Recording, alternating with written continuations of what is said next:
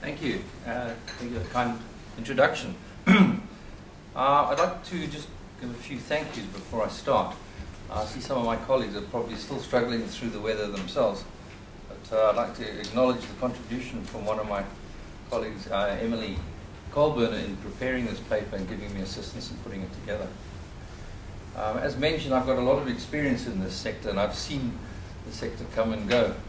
And what inspires me, given that lofty perspective, is that the industry always does recover. You know, sometimes it looks hard, but the industry always does recover. There have been plenty of times when I did pull my hair out, which might explain the lack of it, but the industry does recover. It may take a while for the recovery to take place. So let's look at the history of what's been happening here in London on the AIM market. And this graph goes back to the first quarter of 2004, and it shows the heady days when the AIM market was first getting going. There was a lot of interest. It was perceived as a new market for capital, and it was perceived as being an exciting new market for players around the world. And things were going swimmingly until 2007, when all of a sudden we started to hear about a global financial crisis, and you can see quite clearly that the volatility came to a fairly abrupt halt in 2007, and the trend was marked very strongly downwards. Mining issues are currently at a historic low, and secondary placements have also only just started to recover from the lows of mid-2011. In total, the AIM issues are recovering from levels now not seen since the bottom of the financial crisis in 2008, and we are well off the highs of 2007 pre the GFC. So it's actually a position almost back to 2004 levels when the market was actually starting to recover. Ernst & Young produces something called a mining eye, and we do a quarterly review of the AIM market. And in fact, Emily Colburn, who will be here today, she actually writes this. The mining eye index is something that we have produced, and it's a market value weighted index which tracks the share price performance of the top 20 mining companies on AIM. So this graph we're looking at is showing you the mining eye index from 2004 to date, and it's fallen 24% from this 2011 peak, which is not a very pretty picture. We do expect such volatility to continue, and it's going to continue making funding conditions difficult, particularly for early stage juniors. There's one thing we are seeing, and I'm sure you're aware of it, that good quality projects will continue to attract financing, even at the depths of the plumbing of the market that we're doing at the moment. A range of alternative financing options became evident in the first quarter of 2012, and that includes a mixture of equity and debt-funded partnerships from widespread sources, and I'll go into that a little later. Finance, as I said, is available for the right projects. The problem is there's too many projects chasing a relatively small pool of ever more interested finance, but they're interested in only the quality aspects of the project.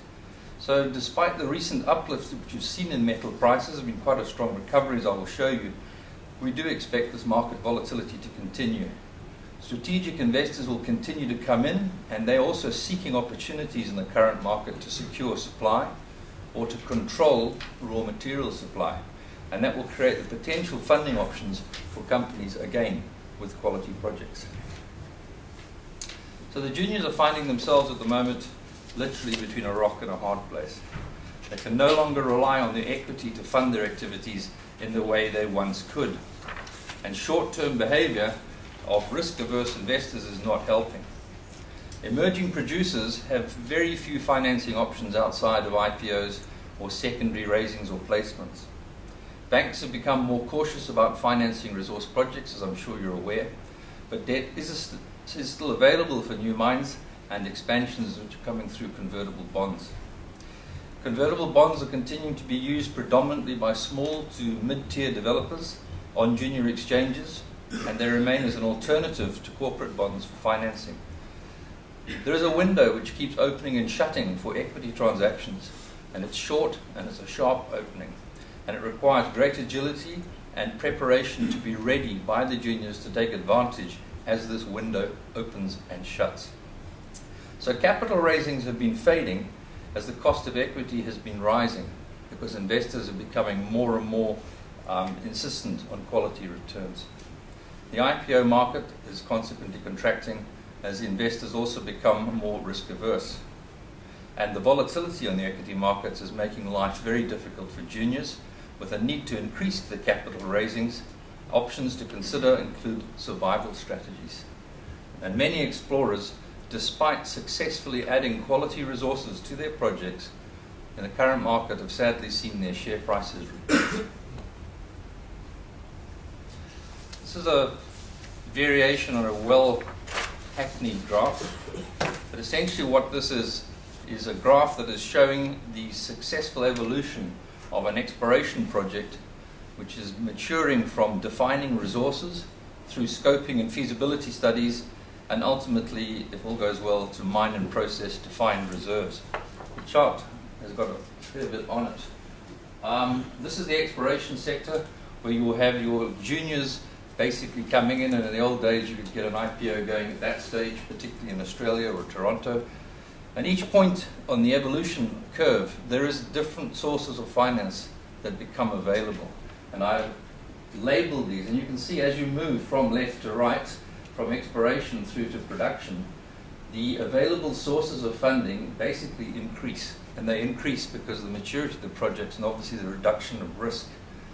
Early stage exploration is the highest risk area and can only really attract investors who have an appetite for risk. They do exist, but quite a few people want to see the explorers with what is called skin in the game. They actually want to see people putting their own money on the line to give an idea of the confidence of that project. And it's quite astonishing how many junior explorers do not have skin in the game. They far prefer to have other people's skin in the game. As the project moves through these feasibility study phases and the risks reduce, these other sources of financing can become available depending on the outcome or success of the project. And at the decision point to proceed, which is usually around here, after a positive outcome for feasibility studies, you essentially move into that place we all aspire to get to, which is where you can try and access the capital from a range of sources and then fund your project and take it through. And at the end there are three options. When you're in production, you can either continue at a steady state, or if you're lucky, you can expand your resources and expand production. In most mining, there comes a time in their life when they actually slow down and production then declines. Right, DEFCON. A favorite of movies and of the Cold War, the DEFCON definition was something that was put together by the United States military to establish a state of readiness for nuclear war. Well, in a smaller way, you could describe our exploration industry and the ability to finance it is almost in a nuclear war situation. Alan Trench is the professor of mineral economics at University in West Australia, and he's come up with a very clever analogy of warnings for nuclear war, different stages, DEFCONs 1 through 5. And you can see at DEFCON 5, basically, it's a thing we haven't seen for a long time. It's where the market absolutely loves you and you're turning away unsolicited offers of money. It's a long time since I remember that. And then in 2008, at the height of the global financial crisis, we basically were in DEFCON 1, and that was where there was an urgent cash search underway. There was probably panic in the ranks, less than 1 month's cash remaining for a lot of explorers. So the question you should ask yourself in the exploration sector, where are the explorers currently on the DEFCON scale? And I would suggest that most of us are sitting at the moment rather uncomfortably on the 2 to 3 DEFCON rating. Right. Continuing with this theme about exploration and funding, there was a thing that happened back in 1997. I'm old enough to remember it very clearly because I was actually in Vancouver when it happened. There was a company called Briex, and Briex was involved in gold exploration in Indonesia. And Briex committed the almighty sin of salting their results and taking the market for a ride. The sad thing that happened from Briex, that the exploration sector basically lost access to funding from this point on, I think it's the next 6 years, there was absolutely no ways that exploration companies were successfully going to raise significant sums of money, because we had breached confidence with the industry that provided the finance. It took a long time for that to recover, and it wasn't assisted because at the same time this was happening, there was the tech boom. And all the money that was previously flowing happily into exploration projects was now flowing into wonderful new computer applications. And I remember such things as 3- and 4-dimensional mouse technology being brought forward. So there was a different type of product being promoted, and the investors voted with their feet. They did not trust the global exploration sector, and it hurt. It really did hurt.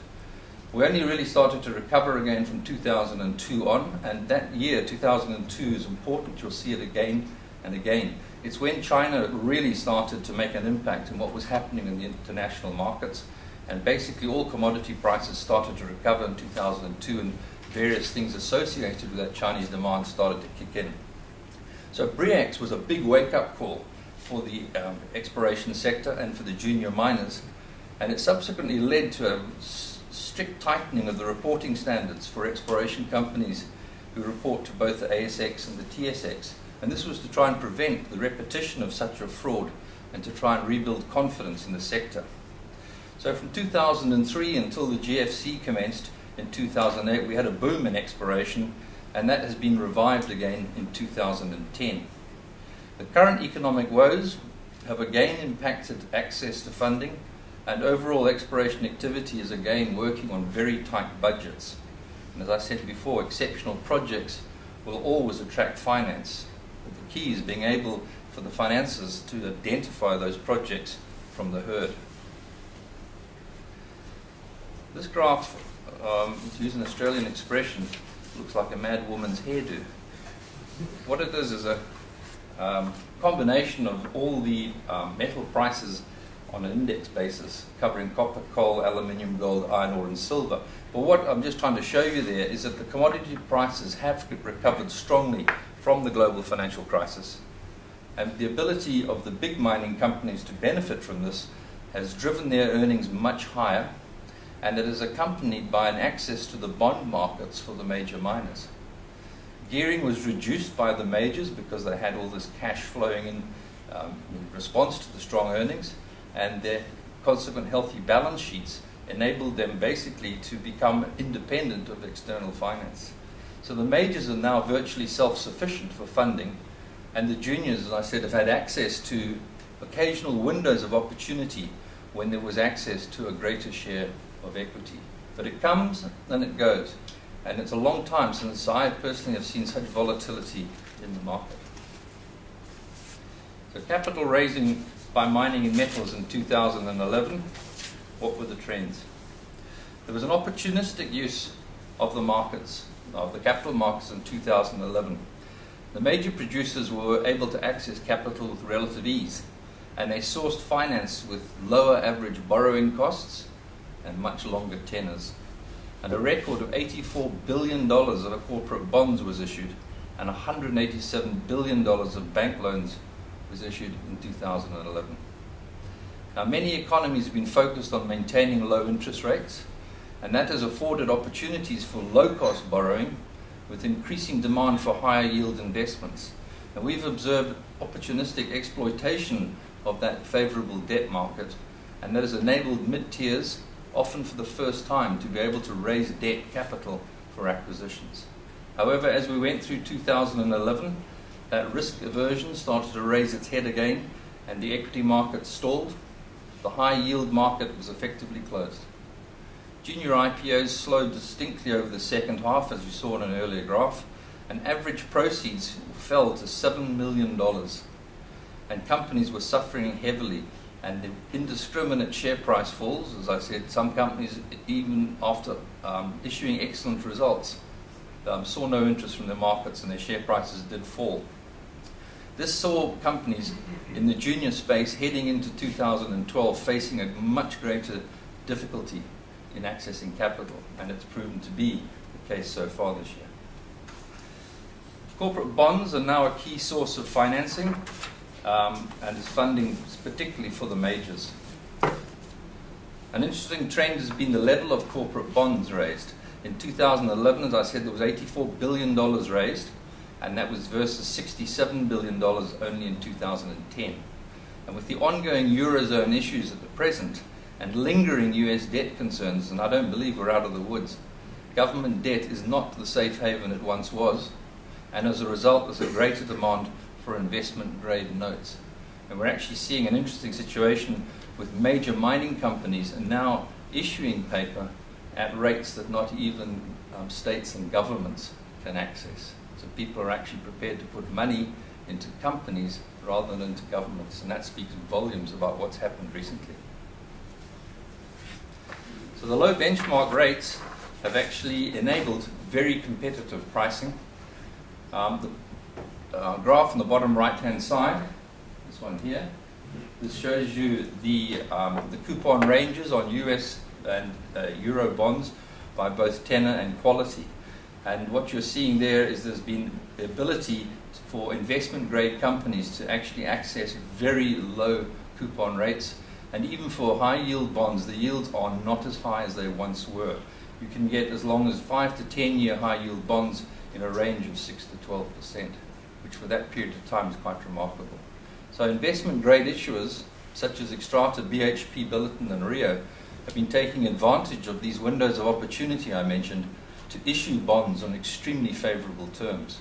And the terms that are available, as I said, are even more favorable than available to most governments. These higher yields, backed by the strong fundamentals of the sector, have provided a real attraction to investors. Companies such as Peabody Energy, Arch Coal, Vedanta Resources and Fortescue Metals in Australia alone have issued over $8 billion worth of high-yield bonds for acquisitions and general corporate purposes. So this market is still open. There's been a significant refinancing of loans going on by the producers. Loan proceeds increased 2% in 2011 compared with 2010, with companies borrowing or refinancing over $187 billion of existing debt.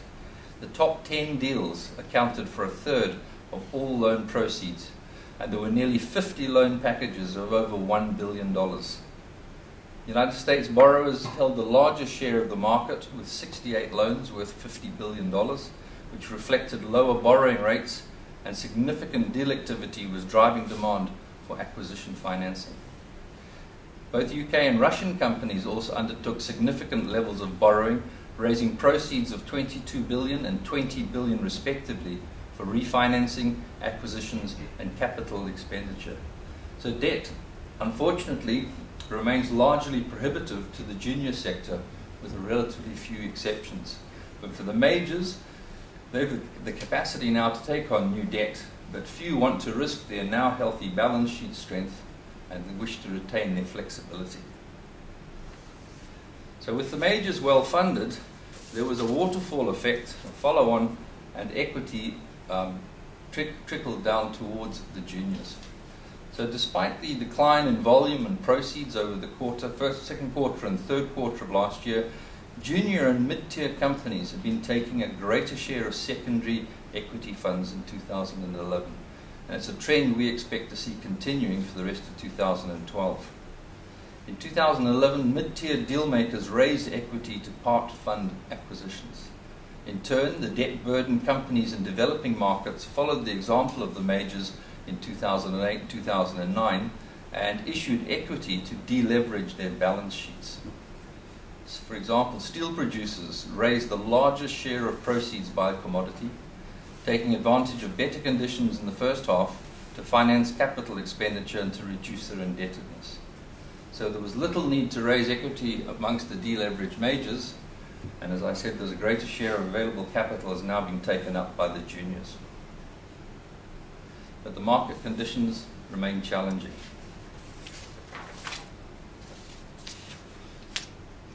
The impact of the depressed global markets has resulted in a steady decline in average secondary equity proceeds during the second and third quarters of last year.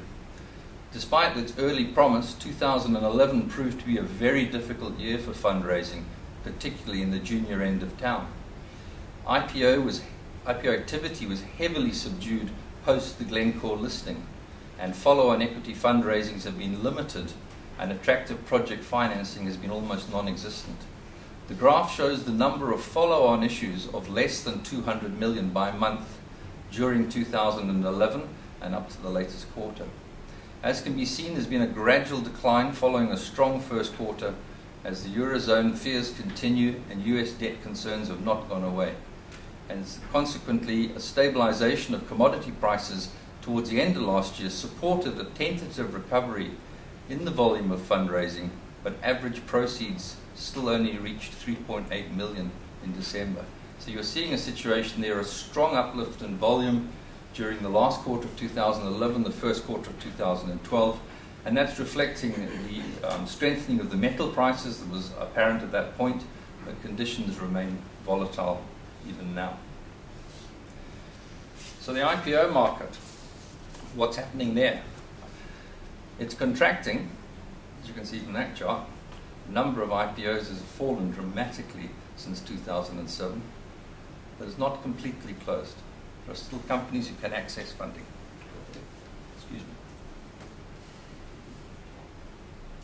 me. In 2011, if you exclude Glencore, IPO proceeds were actually down year on year by over 50%. So that's Glencore there, and that's what they should have been if Glencore hadn't been there. And there's a view that Glencore effectively hoovered up so much money, there was very little left for the rest of the year. As can be seen, there's been a real slowdown in this IPO activity, with the volume falling by 18% to only 145 listings in total, and the majority of these were junior IPOs in both Australia and Canada. The biggest impact was at the largest end of the market, where proceeds are down 59% year on year. And here in London, we had the highest share of the proceeds. Australia had the highest volumes, followed by TSX and AIM. So what are the options you can consider? Well, the majors are unlikely to make any further significant calls on equity in the year ahead. As I mentioned, they've managed to sort out their balance sheets. They're sitting cash flush. They're very earnings rich at the moment. So the juniors need to fully investigate, understand and prepare for alternative sources of funding. So what we're seeing is a new type of funding being used more aggressively by the junior market. Now, the exploration business, as you know, is much more sophisticated than it's been in the past, and it's implementing ever more advanced but unfortunately more expensive technologies. And consequently, exploration still remains for high-risk investors. The mining end, believe it or not, is actually less risky but much more capital intensive and requires specific management skills. And these skills in themselves are becoming a risk because there's a shortage globally of the required expertise. And the funding of exploration companies is made more difficult not only from an economic perspective, but also the increasing financial and regulatory issues starting to make an impact. Just yesterday I was reading about a new situation in South Africa where the landowners will now have a situation where they can veto mining projects. It's quite an interesting development. It's actually passing the permitting process downstream to affected communities who can then make a decision whether they wish to have mining activity there or not. I thought about that for a while, and then I turned the page and I saw something here in the UK. There's something called TVG legislation being considered, and TVG stands for the Village Green, where any affected community in the UK can actually take any piece of ground and get it classed as TGV, the Village Green, and that will then have the same sort of protections almost as a national park. And that is also going to be another impediment in the permitting stage for new mining in this country. So there are 5 factors currently that are affecting the availability of finance for explorers and mid-cap mining companies. There is the contraction of the IPO market and the follow-on of issues of equity. Private investors increasingly are losing their appetite for risk. The international banking crisis is limiting lending to the resources sector. New international banking rules such as Basel III are affecting commodity trading businesses. And explorers are choosing to sell projects early because of all the difficulties of raising funding, rather than to develop them and generate cash flow. So these new companies, new sources of funding include such things as the traditional mergers and acquisitions, metal streams and royalties, convertible bonds, which we've discussed, and spin-outs, which unlock hidden value from diversified portfolios. So you're seeing a renewal of interest in non-traditional sources of financing for projects. We're looking at trading houses, downstream customers, and Asian investors who will take offtake in exchange for equity. You've got equipment suppliers, and Caterpillar leads this market, who are basically prepared to advance funding in exchange for linking their use of their machinery on your projects. And in a similar way, there is something called sweat equity being offered currently by quite a few of the mining consultancies who are prepared to put a lot of effort and a lot of work into your project at an early stage in exchange for future jobs that come about. It does raise an issue about independence, but I'm sure they'll work that out. Your development finance institutions have stepped forward and are becoming much more aggressive, and their presence is much more felt in the market at the moment, such people as the International Finance Corporation, the European Bank for Reconstruction and Development, and the American, Inter-American, can't remember what the DB stands for. Sorry? Development Bank, that's it. Mineral export credit agencies are government agencies which will provide funding linked to sourcing locally produced mining equipment services. So there are places, but you're going to have to work a lot harder to raise the sort of funds you would previously have just plucked out of an IPO on the ASX or the TSX. So recent fundings on AIM. The good news, this is already happening. A selection of recent financing agreements with AIM junior mining companies has included such things. This is in the last 6 months. Strategic equity investments, convertible notes, offtake agreements, debt facilities and loans, and project finance. All of these financing agreements offer flexibility, security, diversification of financial risk, and are an attractive option to dilutive equity. So the breadth of investors in the sector is an indication that while the market conditions may be fragile, there is still capital available for the right projects and for those companies prepared to be innovative when exploring their options. So I've got on the screen a selection of these recent activities and companies on AIM who've actually participated and raised finance that shows that it is available for the right projects. The role of mergers and acquisitions. Deal activity across the industry last year saw the mid and junior level producers basically going to acquire bolt-on companies and projects in order to increase their scale and production. Sovereign wealth investors also made partial stake acquisitions or takeovers in the junior sector. In the first quarter of 2012, the average deal size showed a quarter-on-quarter decrease, reflecting an increase in that smaller bolt-on activity and less interest in exploration projects. So the juniors find themselves now in a catch-22 situation. Fewer and fewer companies with more assets obviously would be potentially more appealing to the investors. And their share prices now are so low that most companies are reluctant to embark on any merger and acquisition activity, either as predator or prey. So now we're seeing the impact of low share prices actually dampening appetites. So could the merger and acquisition activity increase in the current climate? Well, we believe there are certain geographies where mergers and acquisitions may focus. A lot of it relates to copper, cobalt, base metals. The Zambian and DRC copper belt is an issue right now, and I saw yesterday that First Quantum is being eyed by several companies apparently, and of course they are one of the very large copper cobalt producers in that part of the world, and they do offer synergies with some of our majors, so watch that space. In West Africa, there's a lot of activity going on with both gold and iron ore, and in South America, obviously gold and base metals become increasingly popular as things go on.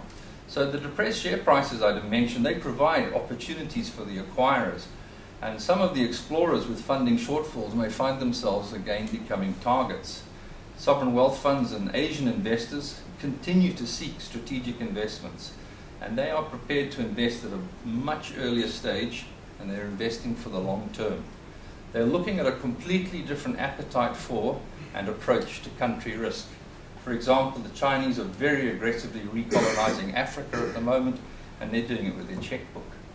Many juniors feel undervalued in the current market. I hear it all the time.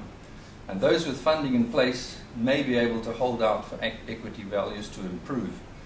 But in the current market, merger and acquisition activity could increase. So, in conclusion, the demand fundamentals remain robust. Companies with strong balance sheets and an appetite for growth will drive a step up for mergers and acquisition activity in the global mining and metal sector in 2012. Uncertainty and volatility are likely to continue through 2012, which may continue to depress the share prices of the juniors and inhibit their ability to raise equity. The window for equity transactions, as I said, may be very short and very sharp, and requires planning, agility and preparation to be ready for the juniors to seize those opportunities. There's no point coming to the market saying we'd like to do an IPO if you haven't got all your ducks in a row already. If you're thinking about an IPO, I suggest you actually start preparation now, so when the window does open, you're ready to jump through it. So in a competitive and a very volatile market that we're in, junior companies must explore, understand, and be ready to exploit a far wider range of financing options and funding partnerships than ever before. I'll just go back to this chart. This is a cleaned up version of the graph earlier on. And you'll see on there that we've got certain points highlighted, EY 1, 2, 3, 4, 5, 6. This is the commercial. We're sponsoring, so we can have a commercial. EY 1 to 6 are points where we believe we can add value to your company, and we'd be more than happy to talk to any of you. And we believe we can offer these services throughout the exploration cycle. Most people don't realize that Ernst & Young has a global mining and metals practice with approximately 1,500 people. We're very active in this space from the very early stages, from the EY1, where we're obviously involved in such things as financial reporting and tax reporting, right through to production. And if anybody would like to discuss these matters with us, you can get hold of me or any of your local EY representative offices. These are the sort of things that we do globally. We're always producing thought leadership. We tend to have a very aggressive method of doing this. Our Mining Eye publication is regarded as a leading publication in terms of the AIM market. And if you're not on the mailing list, please let me know and we can get you onto that. Our mining experience is that we work with 25 of the top 30 companies globally. Our mining team are market leaders for IPOs in London, and you can see the list of people we've been involved with there. On that note, I'd like to thank you for your attention. Thank you very much.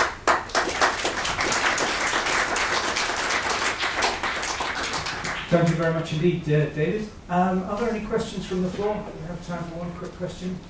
Okay, I have one very, very quick question. Why on earth would a company announcing good results then see its share prices go down? I don't quite follow you there. Something perverse has happened. There is. There's a very good saying in the market that probably covers that, and it's don't tell me what to buy, tell me when to buy. Basically, you can come up with good results if the market is bearish. You're banging your head against the wall, but you have no option but to release those results.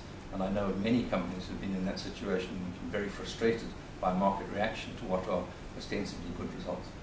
Right.